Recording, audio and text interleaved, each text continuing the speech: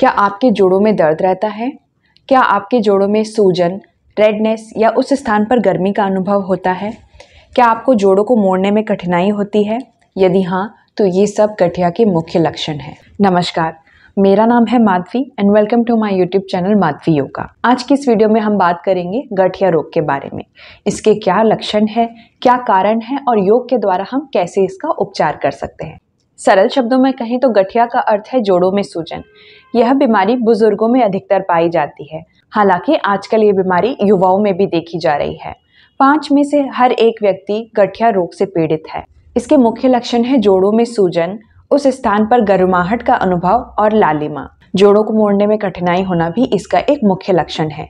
आइए जानते हैं गठिया रोग के होने के क्या कारण हैं।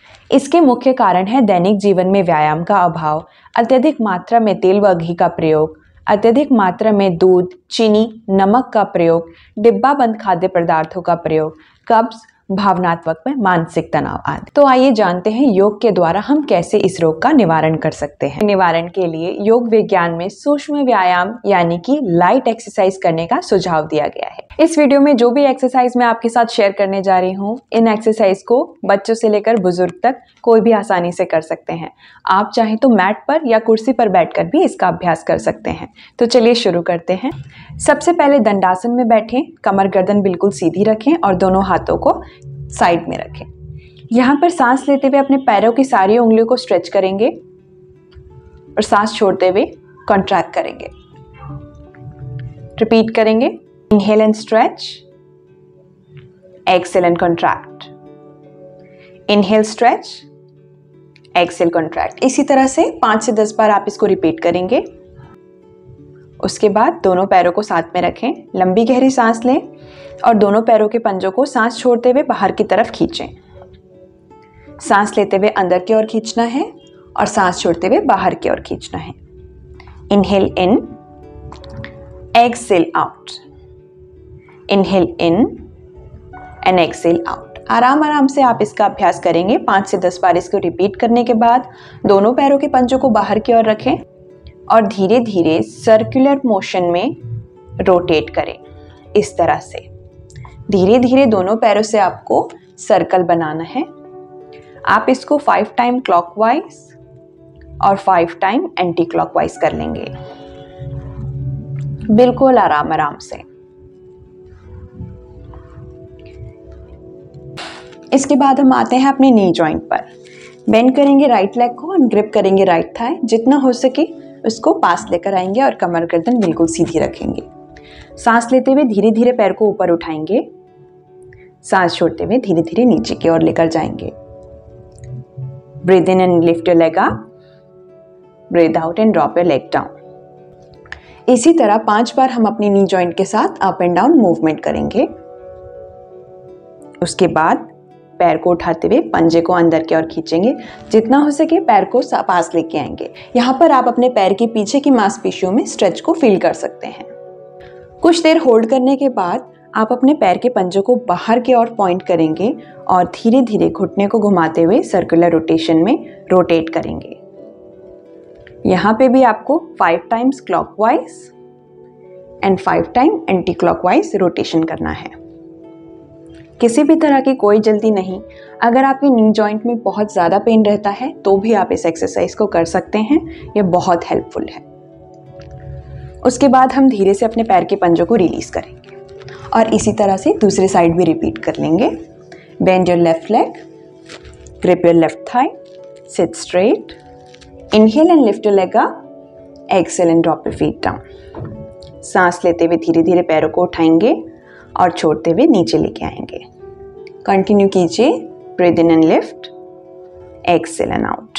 5 टाइम अप एंड डाउन करने के बाद अपने पैर को उठाएंगे, पंजे को अंदर की ओर खींचते हुए यहाँ पर 5 सेकेंड्स के लिए होल्ड करेंगे। धीरे धीरे प्रैक्टिस करते करते आप अपनी काउंटिंग को और मूवमेंट को बढ़ा सकते हैं। होल्डिंग के बाद आप पंजे को बाहर की ओर खींचिए और यहीं से नी रोटेशन कीजिए। सेम आपको करना है 5 टाइम क्लॉकवाइज और 5 टाइम एंटी क्लॉकवाइज। ध्यान रहे आप दोनों पैरों से बराबर मूवमेंट करेंगे, बिल्कुल आराम आराम से। उसके बाद दोनों हाथों को ढीला छोड़े, पैरों को ढीला छोड़े, हाथों को थोड़ा पीछे रेस्ट करने दें और लेग मसल्स को लूज कर लेंगे, बिल्कुल आराम आराम से। इसके बाद हम सीधे बैठेंगे, दोनों पैरों को एक साथ रख के बैठेंगे, पैरों के पंजों को पकड़ लेंगे और कमर गर्दन सीधी रख के बैठेंगे। This is called butterfly pose. अगर आपको इस पोजीशन में बैठने में प्रॉब्लम हो रही है या आपके पैर ऊपर की ओर उठ रहे हैं तो ऐसे में आप दोनों पैरों के पंजों को थोड़ा सा बाहर लेके जाएंगे और धीरे धीरे पैरों को अप एंड डाउन मूवमेंट कराएंगे, बटरफ्लाई पोज। अगर आप यहाँ पर कंफर्टेबल हैं तो जितना हो सके पैर के पंजों को पास लेके बैठिए और मूवमेंट कीजिए। आप यहाँ पर 10 to 20 काउंट्स या 30 काउंट्स तक मूवमेंट कर सकते हैं। अब यहाँ पे धीरे से दोनों हाथों को उठाइए, लंबी गहरी सांस लें, 5 काउंट्स के लिए होल्ड करेंगे।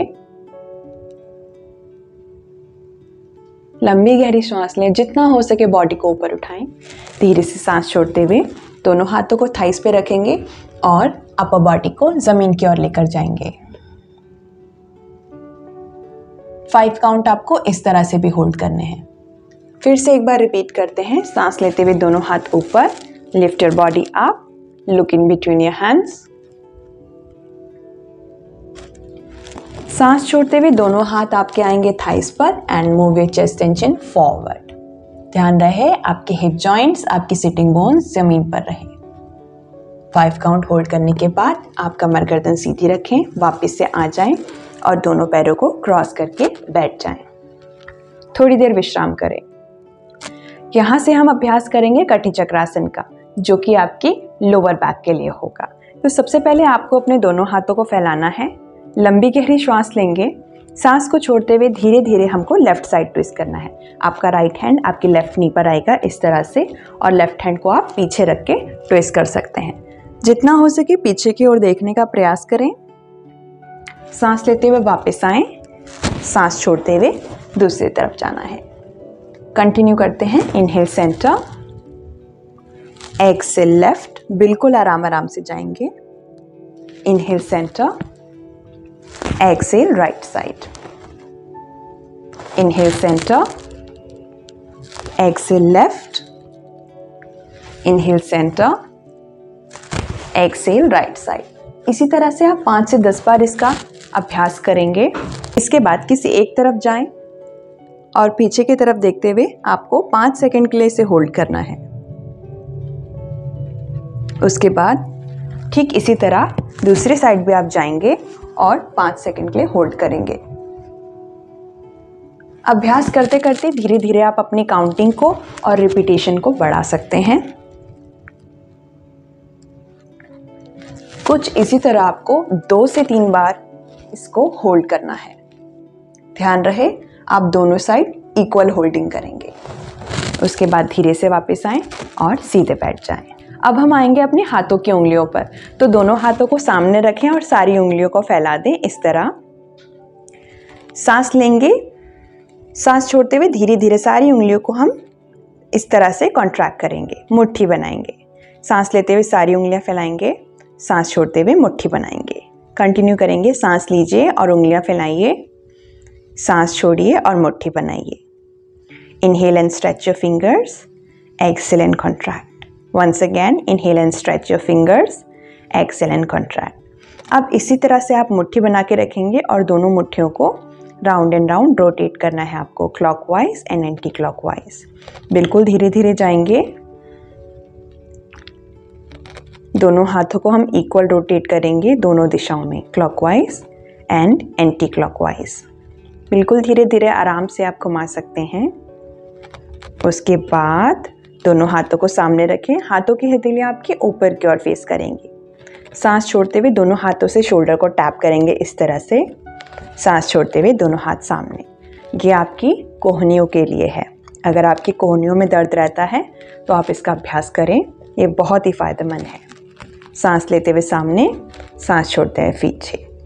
सांस लेते हुए सामने की ओर, सांस छोड़ते हुए शोल्डर की ओर। 5 से 10 बार इसका अभ्यास करने के बाद आप दोनों हाथों को कंधों पर रखेंगे, दोनों एल्बोज को साथ में टच करेंगे। सांस लेते हुए दोनों हाथों को ऊपर उठाएंगे, इस तरह से जितना हो सके पीछे की ओर लेके जाएंगे। आपको कंधों में खिंचाव का अनुभव होगा। एंड सांस छोड़ते हुए दोनों हाथों को सामने की ओर, सांस लेते हुए ऊपर की ओर, सांस छोड़ते हुए वापस से नीचे की ओर। कंटिन्यू करेंगे। Inhale up, exhale down. अच्छे से जितना हो सके पीछे खींचने की कोशिश करेंगे। सांस लेते हुए ऊपर और सांस छोड़ते हुए इस तरह से नीचे की ओर। इसी तरह से हमें दूसरी डायरेक्शन में भी करना है। सांस लेते हुए पीछे से उठाएंगे और छोड़ते हुए नीचे की ओर ड्रॉप करेंगे। Inhale up, exhale down. Inhale up, exhale down. दोनों डायरेक्शन में इक्वली रोटेट करने के बाद आप दोनों हाथों को घुटनों पर रखें और कुछ देर के लिए इसी तरह से विश्राम करें। अब आते हैं हम अपने गर्दन की ओर। तो यहाँ पे लंबी गहरी श्वास लेंगे। सांस को छोड़ते हुए आपको लेफ्ट साइड अपने चिन को लेके जाना है। लेफ्ट साइड हम अपने नेक को टर्न करेंगे। सांस लेते हुए सेंटर आएंगे, सांस छोड़ते हुए राइट साइड जाएंगे। Inhale centre, exhale left. जितना हो सके आप अपने गर्दन को घुमाएंगे। Inhale centre, exhale right side. Inhale come back to the centre. इसी तरह से आपको 5 से 10 बार अपने नेक को लेफ्ट एंड राइट मूव करना है। अब हम नेक को बेंड करेंगे लेफ्ट एंड राइट। सो यहाँ पे आपको लंबी गहरी श्वास लेनी है और सांस को छोड़ते हुए लेफ्ट साइड बेंड करेंगे।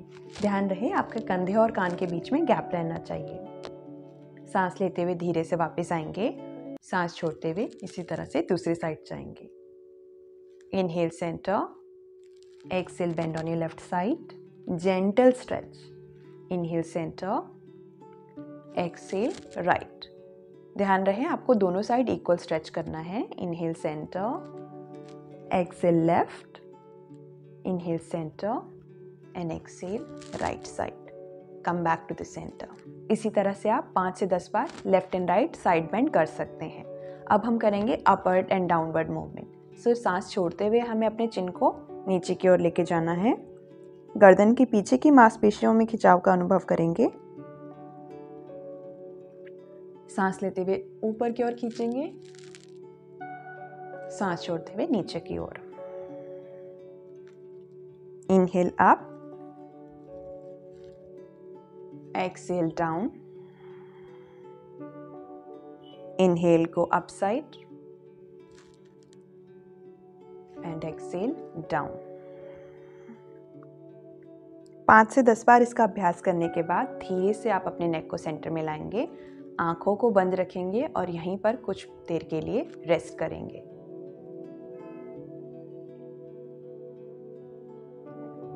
धीरे से दोनों आंखों को खोलिए। तो ये थे कुछ सूक्ष्म व्यायाम यानी कि लाइट एक्सरसाइज जिसका अभ्यास आप सुबह व शाम को आराम से कर सकते हैं। जैसे कि मैंने वीडियो की शुरुआत में भी कहा था, बच्चों से लेकर बुजुर्ग तक इसका अभ्यास कर सकते हैं। रोजाना इन अभ्यास को करने से आपकी जॉइंट्स की फ्लेक्सिबिलिटी बढ़ती है, मोबिलिटी बढ़ती है, जो कि गठिया के रोग में होने वाले दर्द को कम करने में आपकी सहायता करती है। तो आज की इस वीडियो में इतना ही। ऐसी ही और वीडियोस को देखने के लिए चैनल को सब्सक्राइब करें। नमस्कार, thank you for joining me, keep practising.